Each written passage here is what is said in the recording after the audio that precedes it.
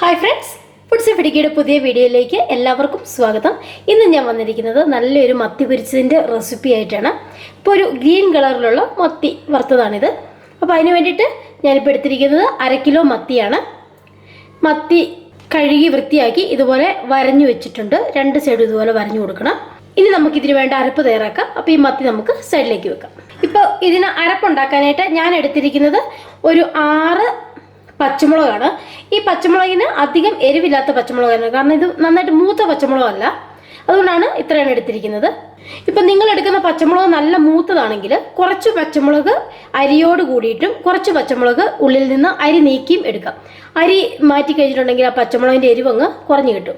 അപ്പോഴാണ് പേസ്റ്റ് കുറച്ച് അളവിലുണ്ടാവത്തുള്ളൂ. മീനിൽ പൊതിഞ്ഞിരിക്കാനുള്ള അളവിൽ ഈ പേസ്റ്റ് ഉണ്ടാവണം. ഇതിപ്പോൾ അധികം അങ്ങ് മൂത്ത് പോകാത്തതായതുകൊണ്ടാണ് ഞാൻ അരി കളയാതെ എടുത്തിരിക്കുന്നത്. പിന്നെ ഇതിലേക്ക് വേണ്ടത് ചുവന്നുള്ളി എടുത്തിട്ടുണ്ട്. ഒരു 6 ചുവന്നുള്ളി, ചെറിയ ചുവന്നുള്ളിയാണ് എടുത്തിരിക്കുന്നത്. അപ്പോൾ ഒരു 6 എടുത്തിട്ടുണ്ട്. ഒരു കഷ്ണം ഇഞ്ചി, ഒരു 1/2 ടേബിൾ സ്പൂണോളം ഇഞ്ചി, 1/2 ടേബിൾ സ്പൂണോളം വെളുത്തുള്ളി. ഇത്രയും നമുക്ക് ഈ മിക്സിയുടെ ജാറിലേക്ക് ഇട്ട് കൊടുക്കാം. പച്ചമുളക്, ഇപ്പോൾ കാന്താരിയും പച്ച കുരുമുളകും ചേർത്തിട്ട് നമുക്ക് മീൻ വറുക്കാൻ പറ്റും. നല്ല ടേസ്റ്റാണ് അങ്ങനെ മീൻ വറുത്ത് കഴിയുമ്പോൾ. ആ ഒരു വീഡിയോ ഞാൻ അപ്ലോഡ് ചെയ്തിട്ടുണ്ടായിരുന്നു. ഞാനിപ്പോൾ എൻഡ് കാർഡിൽ ആ വീഡിയോ കൊടുക്കാം. അതുപോലെ തന്നെ ഡിസ്ക്രിപ്ഷൻ ബോക്സിൽ ലിങ്ക് കൊടുക്കാം. നിങ്ങൾ കണ്ടിട്ടില്ലെങ്കിൽ ഒന്ന് കണ്ടു നോക്കുക.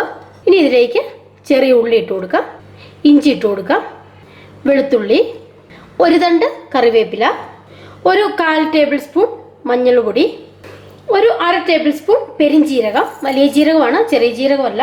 അടുത്തതായിട്ട് പാകത്തിന് ഉപ്പ്. അടുത്തതായിട്ട് ഇതിലേക്ക് ചേർത്ത് കൊടുക്കുന്നത് 1/2 ടേബിൾ സ്പൂൺ കുരുമുളക്. അപ്പോൾ ഇത്രയാണ് ഈ മീൻ വറുക്കാൻ വേണ്ട മസാലയ്ക്ക് ആവശ്യമായിട്ടുള്ള ഇൻഗ്രീഡിയൻസ്. നമുക്കിതൊന്ന് അരച്ചെടുക്കാം. ഒരുപാട് അങ്ങ് സോഫ്റ്റ് പേസ്റ്റ് ആയി പോകേണ്ട, ഒരു ചെറിയ തരിയോട് കൂടിയിട്ട് നമുക്കിത് അരച്ചെടുക്കാം.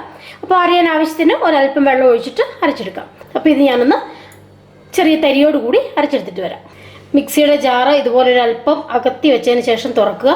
അല്ലെങ്കിൽ ആ തുറക്കുന്ന വഴിക്ക് നമ്മുടെ മൂക്കിലേക്ക് ആ മുളകിൻ്റെ ഒരു എരിവ് കയറും, അപ്പോൾ തുമ്മും. നമുക്കിനി ഈ അരപ്പ് ഈ മീനിലേക്ക് നന്നായിട്ടൊന്ന് തിരുമ്പി കൊടുക്കാം.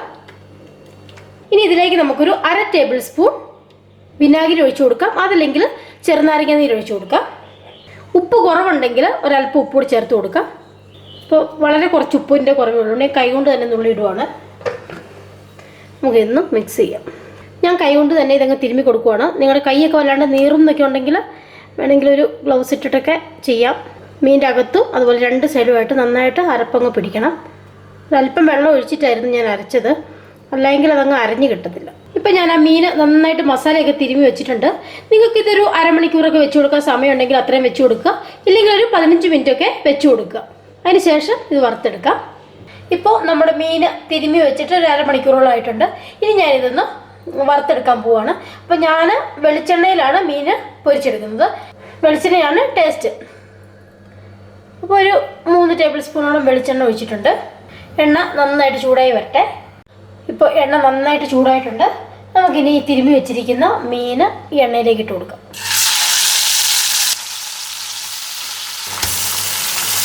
ഈ മീൻ ഒരു സൈഡ് മൊരിഞ്ഞ് വന്നു കഴിയുമ്പോൾ നമുക്ക് തിരിച്ചിട്ട് പൊരിച്ചെടുക്കാം. സാധാരണ മീൻ മറക്കുന്ന പോലെ തിരിച്ചും മറിച്ചും ഇട്ട് നന്നായിട്ട് മൊരിച്ചെടുക്കുക. ഇപ്പോൾ ഞാൻ ആ മീൻ തിരിച്ചും മറിച്ചും ഒക്കെ ഇട്ടിട്ട് മൊരിച്ചെടുത്തിട്ടുണ്ട്. ഇത്രേ ഉള്ളൂ. ഈ റെസിപ്പി റെഡി ആയിട്ടുണ്ട്. ഇപ്പോൾ വളരെ സിമ്പിളായിട്ട് ചെയ്യാൻ പറ്റുന്ന നല്ല ടേസ്റ്റി ആയിട്ടുള്ള ഈ മത്തി വറുത്തതിൻ്റെ റെസിപ്പി നിങ്ങൾക്ക് എല്ലാവർക്കും ഇഷ്ടമായെന്ന് കരുതുന്നു. ഇഷ്ടമായെങ്കിൽ ഒന്ന് ലൈക്ക് ചെയ്യുക, ഷെയർ ചെയ്യുക, ചാനൽ ഒന്ന് സബ്സ്ക്രൈബ് ചെയ്യുക. മറ്റൊരു റെസിപ്പിയുമായിട്ട് അടുത്ത ദിവസം വരാം. Take care, by.